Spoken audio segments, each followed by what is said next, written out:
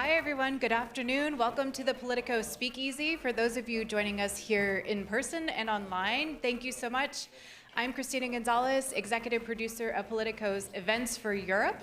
For those of you in the room, I'd ask for your full attention because we have a really exciting interview lined up for you that is going to start right now. So to introduce our next guest, please help me welcome to the stage Anne McElvoy, our executive editor for Politico, and we are going to get this conversation underway. Give them a round of applause.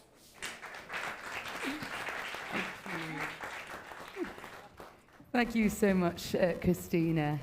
Oh, it's nice to be up here. I've spent quite a lot of time sitting there, so now I've finally got promotion, and so I'm here, and very thrilled in the next half hour or so to have a conversation with my guest, Janne Kuusela, who is Permanent Secretary at the Ministry of Defence in Finland. I hardly need to say in this crowd, really at the centre of some of the most important calculations about how we take forward European security, particularly the situation in the north, and of course as a newish NATO member there with a particular perspective, which I think would be very interesting also for those of us, whose countries have been in NATO for longer. So I thought I might just start with looking at that perspective, if I could. Janne, hello, first of all. Good to be here. Thanks for joining us here at GlobSec. Now, you're one of several defence and foreign ministers attending from the Nordic and from the Baltic states, so you're very much exposed on the NATO eastern flank. Finland has really stepped up. It's stepped up as one of the strongest practical supporters of Ukraine, giving over 4 billion euros, I think, in military and development aid and humanitarian support since 2022. At the moment, and it's obviously had this long in a short form tale of bringing you and others into NATO, it's really shaken the security order in Europe. If I were to read this year, and tell me, Janne, if you think this is right, I would say we went into it with a lot of people saying this is going to be a fateful spring in Ukraine, and then getting relatively good news and quite a lot of upbeat predictions that the war, with support from NATO and from allies like yourself, is now turning in Ukraine's favour. Do you welcome that, or is there a sense that it could possibly be a bit early to be making such sort of hopeful predictions? Well, I mean, I guess we heard this many times over in the previous years that the war may be winding down and we are seeing chances for peace, but then the war goes on, and it's the 5th year now, and we all understand how terrible and tough this is for the Ukrainians to do this, and we do best to support them. I think, I mean, the only thing I can say that the Ukrainian people and their defense forces just keep surprising us how incredibly tough and skillful they are, and it's our duty to come up with the support they need and also the pressure to Russia. And I think, I mean, maybe one new or newer feature which I picked up lately is that there's maybe a wider recognition that actually it's not only Ukraine depending on the West, but it's actually us in Europe more and more depending on Ukraine in the future. They have the strongest military by far in our continent, and the innovation and the production capacity that Ukraine has mustered under these really difficult circumstances is really sets an example on us all, and we have so much to learn and gain from working with our Ukrainian colleagues.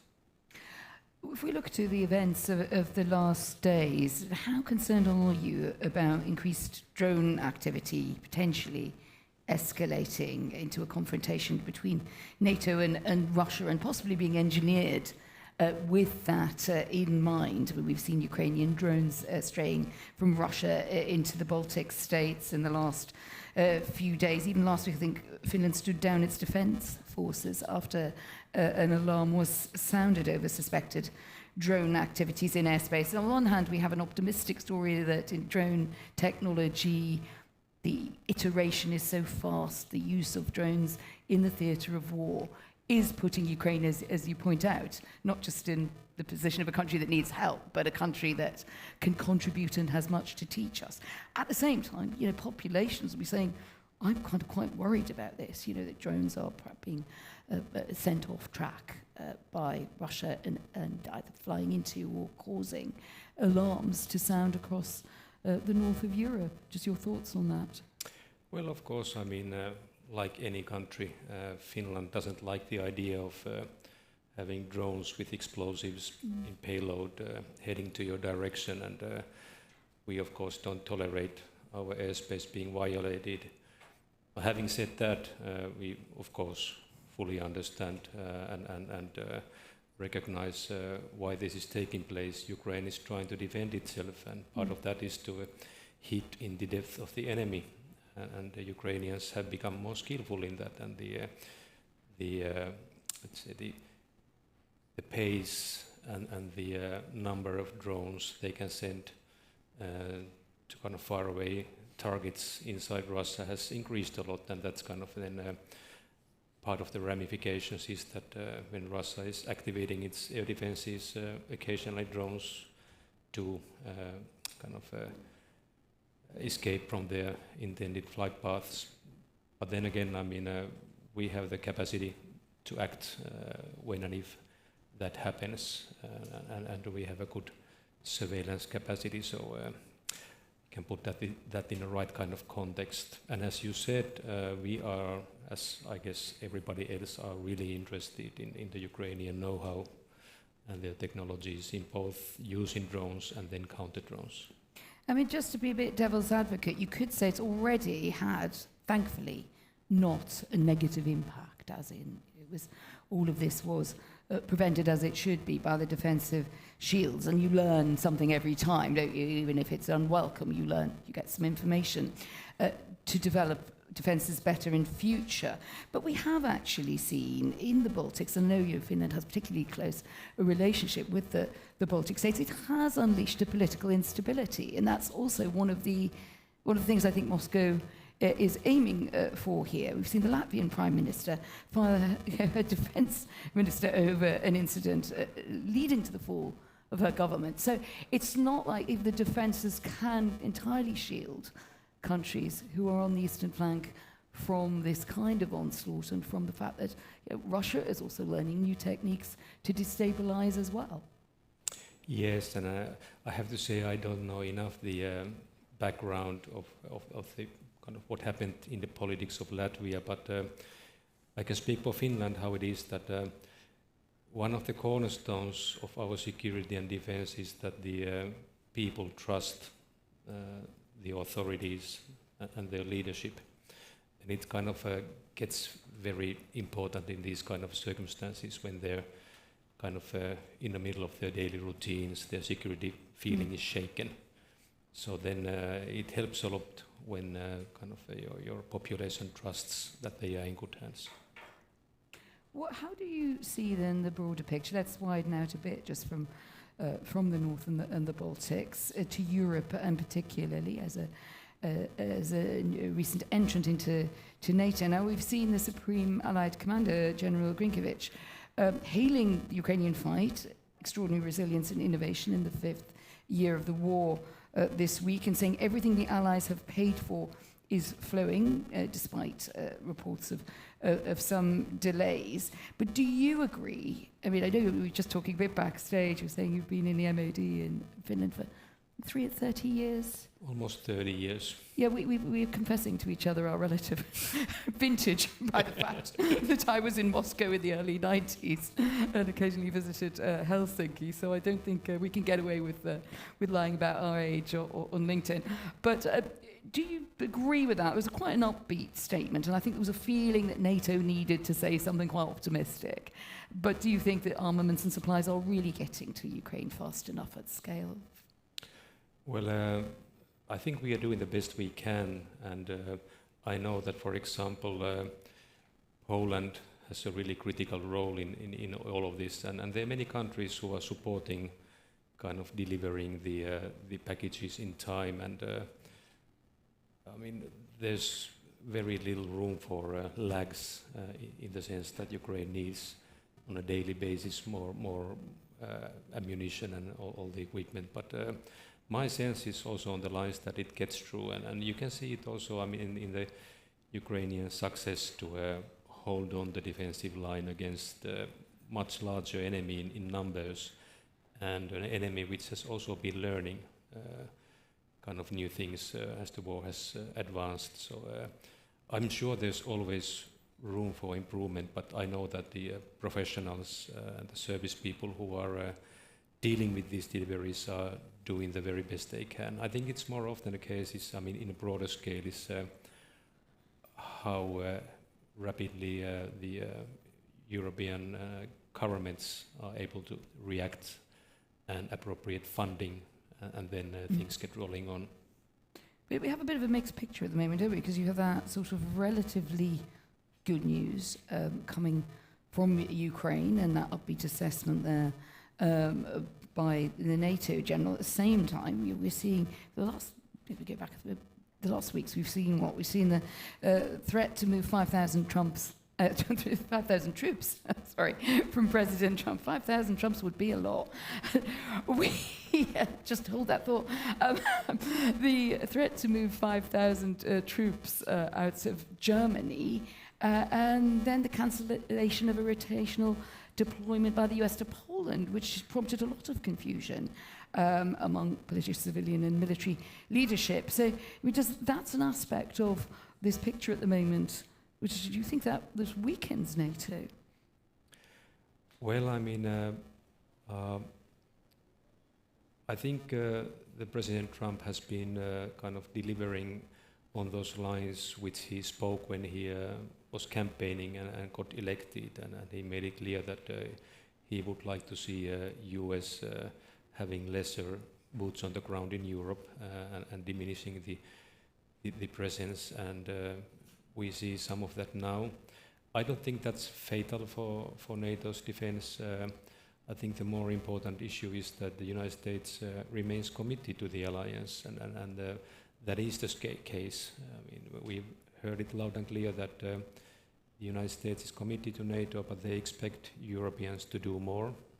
And can I just sort of reality check on that? We've got two big, previously probably unthinkable, moves to basically take forces out of Europe, and not just in Germany symbolically, but it's a major kind of command hub for lots of other operations, and for lots of intelligence and also technological application of that presence. It's sometimes thought of it as just a sort of, we're a bit cross with Germany, so yeah, but I think it's more than that. Can you really say that there is a commitment to NATO, given that that's what is happening? I mean, is it ever so slightly sane-washing something that is actually more of a withdrawal by the US than many people in NATO might like to think?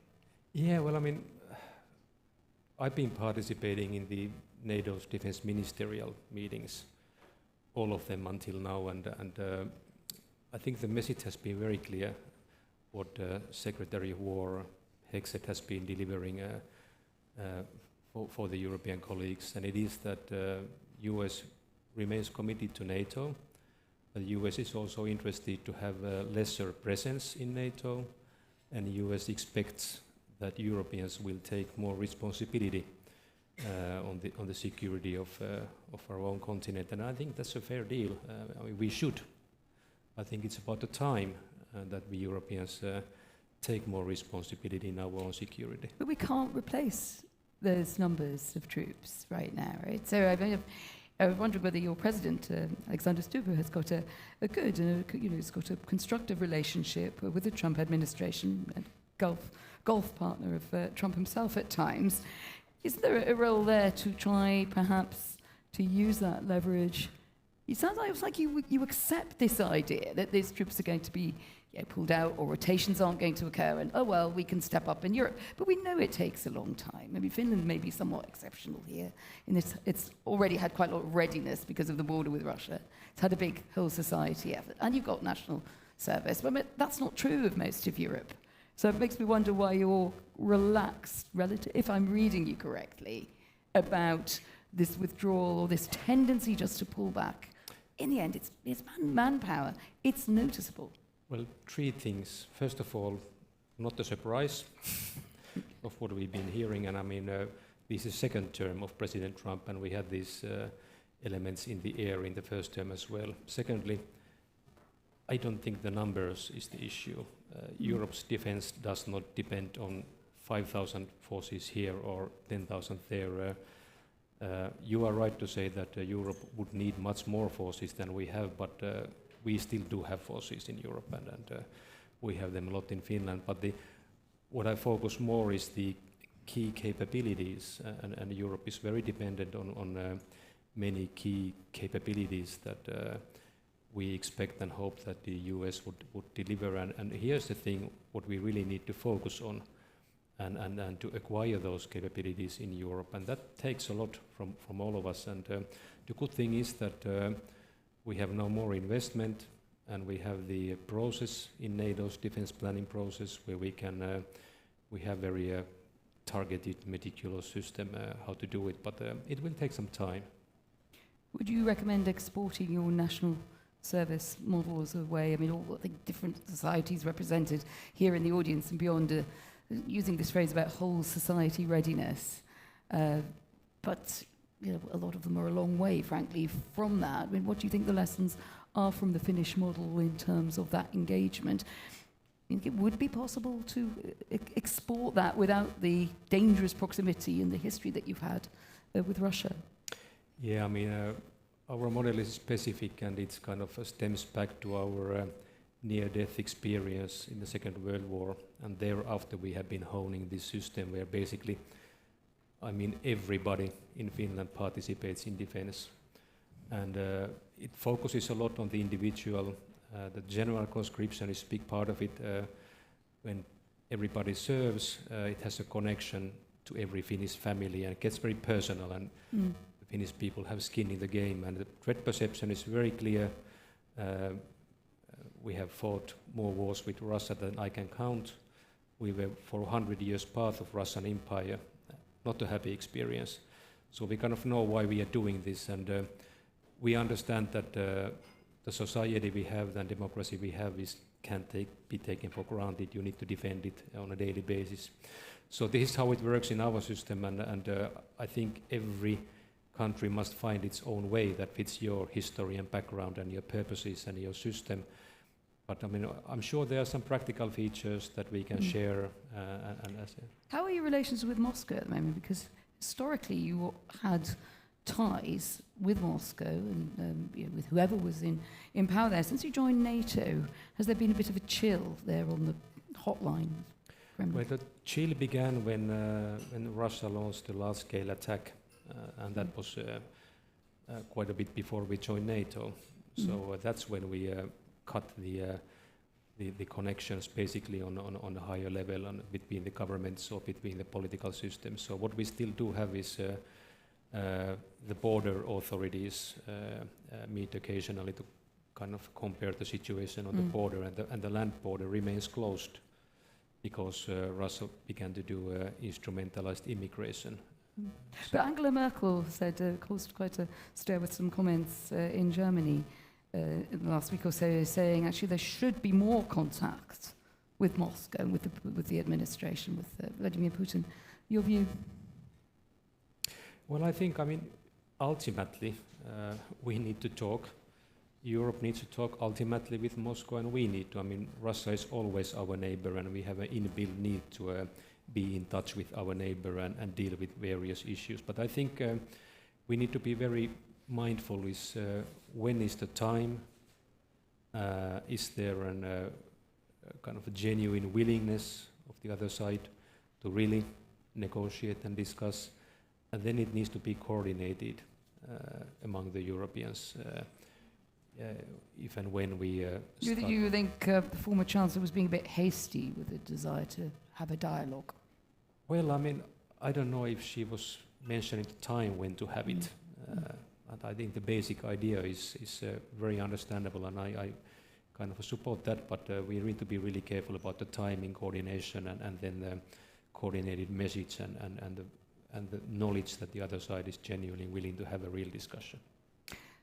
This week, a story, I don't know if you've been across it, but a plan in the UK to impose a ban on imports of diesel and jet fuels from Russia. Basically, it was watered down, the sanctions that were around that, amid concerns over supplies and price rises off the back, obviously, of the closure of the Straits of Hormuz and the ongoing crisis in Iran. Now, this caused quite a stir and a pushback in Kyiv with the sanctions commissioner in Ukraine saying that he disagreed with the UK approach, which was like, can you give us just take a break from the sanctions on this form of oil and gas? And I think it was to do with a perceived shortage or danger of shortage of jet fuel.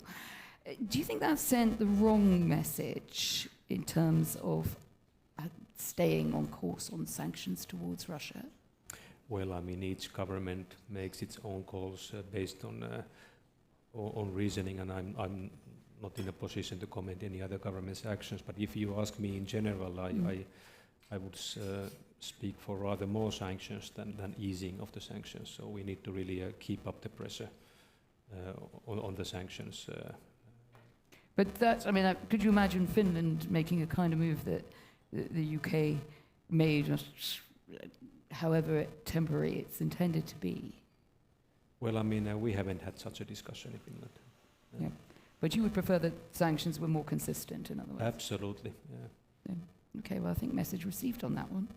I think that message might well be heard in London. Do you think we'll get to anything like ceasefire talks in the next year, Russia-Ukraine, or are we still so far away from that because of the conduct of the war, the deepening of the conflict? Sorry, can you say again? Do you think we will get anywhere near ceasefire talks? Okay, I mean... last thought on that, really. It's really difficult to say. I mean, first of all, I haven't heard that Russia has backed down a bit from their original demands. They demand from Ukraine, and basically they want to make sure that Ukraine ceases to exist as a sovereign nation, and a nation that can choose its own integration to the West. And as long as that holds, I see very little room for ceasefire. The United States has been working hard to negotiate and facilitate the ceasefire, and that hasn't materialized to a ceasefire. And I ask myself, if the United States can't do that, then who can? So, of course, I mean, we all do hope that the war would end rather sooner than later, and Ukrainians could start to recover from the long conflict and get back to normal life. That's clear. But I mean, it's really difficult to say when that moment comes, when the conditions are right. Janne, Kuusela, thank you very much. I think we ranged quite far and wide in a short conversation, so thank you very much for joining me on stage. Thank you.